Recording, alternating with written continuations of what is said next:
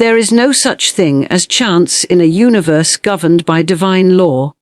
What men call luck is but the outworking of thoughts long held, feelings long entertained, and words long spoken. To believe that wealth comes by accident is to place your faith in the winds, not the word. All success, all riches, all demonstrations of prosperity flow from law. The law of mind, the law of belief, the law of attraction, and above all, the law of supply. Success is not a random blessing, nor is it reserved for the fortunate few born under lucky stars. Success is the natural result of spiritual law, working with mathematical precision in every corner of the universe. What appears to man as luck is merely the outpicturing of inner conditions. Thoughts sound long ago, feelings nourished by repetition, and words spoken into the ethers with conviction or fear. The law is impersonal and unchanging. It does not reward one and punish another. It simply reflects, like a perfect mirror, the mental pictures man holds within. Man lives under spiritual law just as surely as he lives under physical law. He knows he cannot walk off a rooftop without falling, for he understands the law of gravity. Yet when it comes to finances, health, or relationships, he too often places his trust in whims, fate, or luck. This false belief in chance blinds him to his divine dominion. Success becomes, in his mind, something to be chased or stumbled upon, rather than something to be claimed and received in accordance with law. When a person believes that others are just lucky, he unknowingly declares that he himself is not. This belief lodges in the subconscious and begins to dictate experience. He becomes the very embodiment of struggle, confirming the false idea that success is elusive. But the truth is, success is not withheld. It is man who withholds himself from it by his belief in disorder rather than divine order. The universe is not chaotic. It is structured by law, upheld by divine intelligence, and sustained by perfect rhythm. Every great achievement you see in the world, whether it is a towering empire, a work of genius, or a fortune amassed, has come into being through the outworking of law. The person who prospered did so by aligning, knowingly or unknowingly, with this divine principle. They held a vision, spoke it into being, believed it possible, and acted with faith. The law responded accordingly, just as it will for anyone. To say, success is law-driven, is to acknowledge that your outer world is not determined by random events or external forces, but by your inner alignment with truth. The law is like a mighty river, flowing constantly with supply, opportunities, and ideas. When you are aligned in thought and word with this current, you are carried by it into the right channels. But when you resist the law through doubt, fear, or envy, you set yourself adrift. The belief in luck is a form of spiritual laziness. It is easier to say someone else got lucky than to recognize the creative power of their consistent thought and faith. It excuses one's own inaction and lack of discipline. But the spiritual student knows that everything begins in consciousness. As within, so without. To change outer conditions, one must work with inner law, consistently, joyfully, and with unwavering trust. Success does not discriminate. The law plays no favorites. It does not say, I shall bless this one and not the other. It operates through the channels man opens through his own mind. If you speak the word of success, expect it, see it, feel it, and believe it, the law must fulfill it. If you speak the word of lack, confusion, or despair, it fulfills that also. There is a spiritual blueprint behind every successful life, and that blueprint is drawn with thought, faith, and word. The person who understands this becomes master of his fate, no longer tossed about by seeming chance. He learns that success is a spiritual condition, first built in the unseen realm, before it manifests in form. The more he studies the law, the more predictable his outcomes become. He no longer needs to wish or hope. He knows. Your words are not idle. They are seeds planted in the fertile soil of the subconscious mind, and they always bear fruit after their kind. Every word spoken carries vibration, energy, and form. What you consistently affirm, whether positive or negative, becomes the reality you inhabit. When you understand this truth, you no longer speak carelessly about your finances, your success, or your circumstances.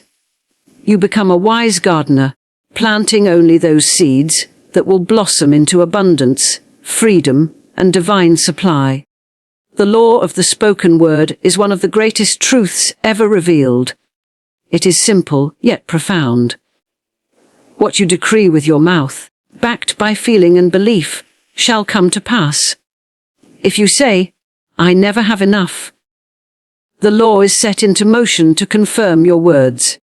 If you declare, "Money comes to me easily and frequently," the same law begins arranging the conditions for that to be your experience. Words are not empty, they are commands to the universe. In the beginning was the Word, and it still is. The entire structure of your life is built upon the words you have spoken to yourself and about yourself. Every complaint, every fear-filled phrase, every sarcastic remark about never getting ahead has worked like a mold, shaping your financial world. The subconscious mind does not question. It accepts. It receives your words as truth and goes about making them real. If you speak poverty, poverty is what the law delivers. If you speak riches, riches must follow. This is not superstition. It is spiritual science. And like any law, it works whether you are aware of it or not. That is why it is so vital to watch the words that pass through your lips. They are not just expressions of thought. They are tools of creation. Many people sabotage their own success by speaking from habit rather than awareness. They say things like, "Money slips through my fingers. I'm just not lucky with money. I can't afford that." Or, "That's too expensive." Each of these phrases is an affirmation of lack, and more lack. Even when spoken casually or in jest, these words carry weight and direction. The law of mind takes them seriously, because it knows no difference between a joke and a decree. To shift your money mindset, you must first shift your vocabulary. Begin by speaking words of increase, even if your current circumstances appear limited. Say, "I am divinely supplied. Money flows to me in unexpected ways. My income expands daily." Or, "I am a channel for divine abundance." At first, it may feel foreign or even false. But every powerful truth must be affirmed before it is believed. Feeling follows declaration, and faith is strengthened by repetition. The use of affirmations is not mere positive thinking. It is spiritual law in action. Your words carry the mold of your intention. When filled with conviction and gratitude, they move substance into form. Speak your good into existence. Declare your prosperity in the face of apparent lack. The spoken word pierces the veil of illusion and begins the demonstration. Watch your conversations. Guard your mouth as you would guard a treasure chest. Every time you speak limitation, you make a withdrawal from your spiritual bank account. Every time you speak abundance, you make a deposit. Speak only what you want to grow. Speak what aligns with your vision. Speak what the law can work with, not against. Your words are your wand. Use them wisely. Let every sentence you speak about money be a conscious act of creation. Let your language reflect wealth, not want. Declare boldly, with faith, and let the law fulfill what you have spoken. Belief in lack is the root of all poverty, both material and spiritual. It is not outer conditions, but inner convictions that keep the door to abundance closed. Lack is not a fact. It is a belief system, one that has been passed down, repeated, and reinforced until it becomes a personal truth. Yet truth, in the spiritual sense, is never founded on limitation. The truth of the Spirit is infinite supply, unending flow, and boundless opportunity. To believe otherwise is to deny the nature of the universe and to separate oneself from the very source of provision. When a person believes in lack, they begin to see it everywhere. It shows up in their choices, their language, and their expectations. They may withhold generosity, expecting not to receive. They may turn down opportunities, assuming they are not good enough, or it will not work out. They may even push away blessings, believing they do not deserve them. Lack becomes a lens through which the world is interpreted, but the lens itself is not real. It is simply the veil of false belief. The subconscious mind acts upon the dominant beliefs held in consciousness. If lack is believed, it is lived. If one says often enough, "There is never enough," or "I can't afford it," the subconscious accepts these as commands and proceeds to carry them out. The spiritual law must respond, not to what you want, but to what you believe. It cannot give you abundance while you continue to affirm scarcity. The law is exact, impersonal, and perfectly just. Many people pray for abundance while maintaining a belief in shortage. They ask for financial breakthroughs, but their hearts are full of fear, resentment, and doubt. They may tithe or give, but with a clenched spirit, worried about what will be left. This is not giving, it is bargaining with lack. True giving comes from the knowing that supply is unlimited, and what is sent out returns multiplied. But belief in lack turns giving into sacrifice, and sacrifice is not a principle of abundance. To remove the block of lack, one must uproot the old thoughts and replace them with truth. This is not a matter of forcing positive thinking, but of deep spiritual re-education. One must train the mind to see through the illusion of limitation and recognize the ever-present substance of spirit. Every time a thought of lack arises, "I don't have enough. There's no way. It's too hard." It must be met with a greater truth. Divine supply is mine now. Everything I need comes to me. I am open to unexpected channels of prosperity. This work is not always easy, because lack is often tied to emotion, fear, shame, guilt, unworthiness. These emotional roots must be gently lifted and replaced with faith, worthiness, and gratitude. No one is born to live in limitation. The very design of the soul is one of expansion, growth, and expression. The presence of lack in one's life is a signal, not of divine punishment, but of a belief that no longer serves. The truth is, the universe is rich beyond imagination. There is no shortage in spirit. Every flower that blooms, every star that shines, every ocean that flows is a testament to the abundance of creation. Man, made in the image of that same creative force, is entitled to partake in its riches. But to receive, he must believe, not with strained effort or forced optimism, but with quiet confidence and trust in divine order. When the belief in lack is dissolved, the outer world shifts accordingly. Doors that were once closed begin to open. Money flows in from unexpected places. Ideas bloom, partnerships form, and favor appears, not because something has changed outside, but because something has changed within. The law of supply is infinite. It is eternal, unchanging, and ever available to those who are aligned with its rhythm. There is no shortage in spirit, no famine in divine mind, no withholding in the substance of the universe. Supply is not created by man. It flows from a higher source, from the unseen to the seen, from thought into form, from the invisible storehouse of divine provision, into every channel that is prepared to receive it. The only limit to supply is the limit man places upon it in his own consciousness. People often speak of recession, scarcity, or economic downturns as though these were spiritual facts. But they are man-made beliefs, reinforced by collective fear and spoken into being by millions who accept them without question. The truth is, supply never disappears. It simply withdraws from where it is not welcomed and flows into new channels where it is recognized, expected, and given thanks. Money, opportunities, and abundance are like water. They seek the open space, the channel that is free from obstruction. And the greatest obstruction is fear.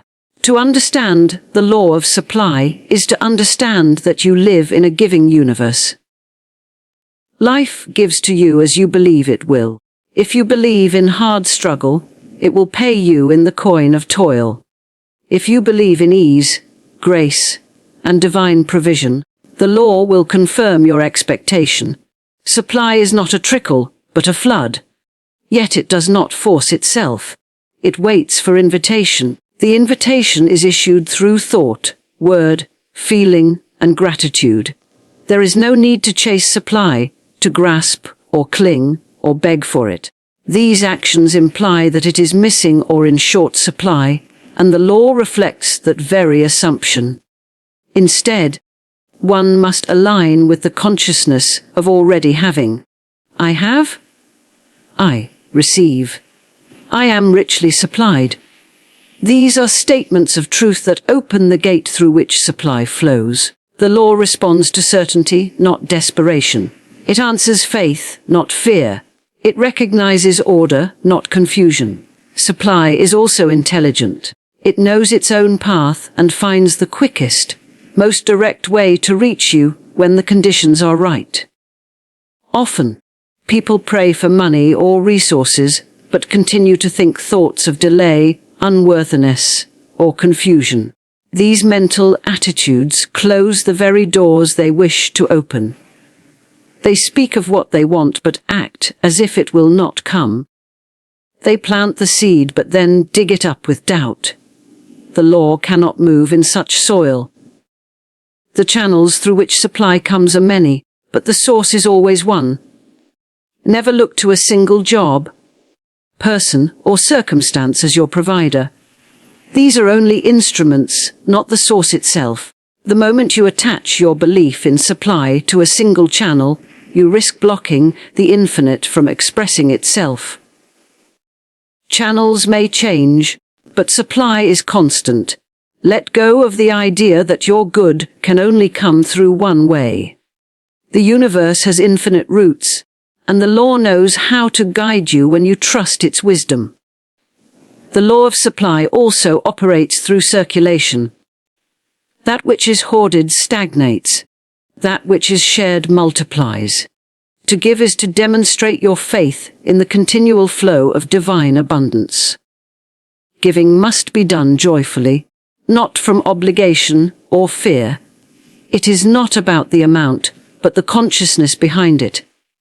When you give with a spirit of increase, you align with the natural rhythm of the law, and what you send out returns, pressed down, shaken together, and running over. You do not need to make supply happen. You need only to remove the mental barriers that prevent its flow. Scarcity thinking, resentment, envy, or fear of loss are all blockages to the infinite stream. When you clear these away and establish in your heart a deep knowing that the law is active and ever working, supply must respond. The universe, being orderly and exact, cannot withhold what is rightfully yours when your mind is in harmony with its laws. Old limiting beliefs are the shadows that cloud the light of abundance. They lie hidden in the subconscious mind, passed down through generations, absorbed from culture, family, and past experiences, and accepted without question. These beliefs are not truths, but agreements, silent contracts made with fear, lack, and self-doubt. As long as they are held, they operate with quiet authority, shaping outer conditions and blocking the flow of good. To experience true prosperity, one must bring these beliefs into the light and replace them with the truth of divine law. Many people live under the influence of ideas that were never their own. They heard, as children, phrases like, "Money doesn't grow on trees," "Rich people are greedy," "We can't afford that," or "Life is a struggle," and these phrases became internalized as facts. Over time, they solidified into fixed beliefs, guiding choices, emotions, and actions. A person may deeply desire wealth or success, but unknowingly hold a belief that having money is wrong, unsafe, or impossible. This creates inner conflict, and the law cannot work in confusion. The subconscious mind must be re-educated. It does not respond to surface wishes or momentary affirmations. It responds to repeated, emotionally charged ideas. If the dominant belief is one of limitation, the law fulfills that belief without fail. The key to transformation lies in consistent spiritual discipline. Identifying the limiting belief, rejecting it, and replacing it with the truth. This is the work of spiritual growth, not efforting in the outer world, but clearing the inner temple of falsehoods. Limiting beliefs often disguise themselves as realism. One might say, "I'm just being practical," or "That's how the world works." But these statements are often fear wearing the mask of wisdom. The spiritual student must become vigilant, questioning every assumption that leads to lack, fear, or defeat. Does this belief align with the nature of an abundant universe?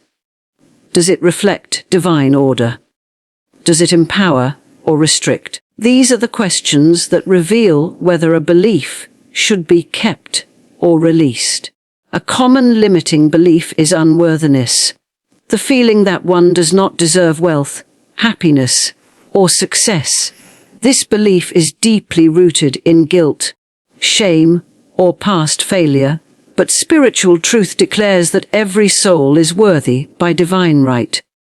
Worthiness is not earned through struggle, it is recognized through awareness. When a person begins to say, "I am worthy of abundance," not with ego but with reverence, they align with the law that gives freely and fully. Another widespread belief is that money is hard to earn, or that success only comes through sacrifice. This belief creates toil, exhaustion, and the glorification of suffering. Yet divine mind knows no strain. The law works through ease, flow, and joyful effort. When one believes that things must be difficult, the law confirms that experience.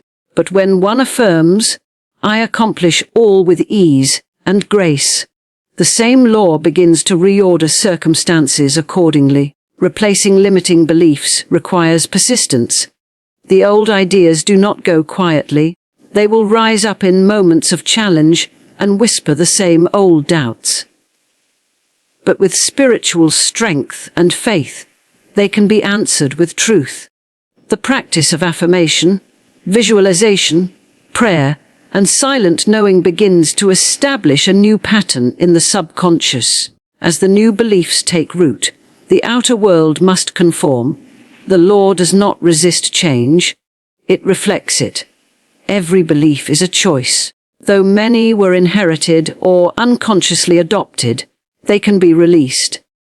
The moment you declare, "This belief no longer serves me," you take back your power. The law hears that declaration and moves in harmony with your renewed mind. You are not bound by the past. You are not imprisoned by old thoughts. You are free to believe in abundance, success, love, and limitless possibilities. The law is ready to act the moment you believe rightly.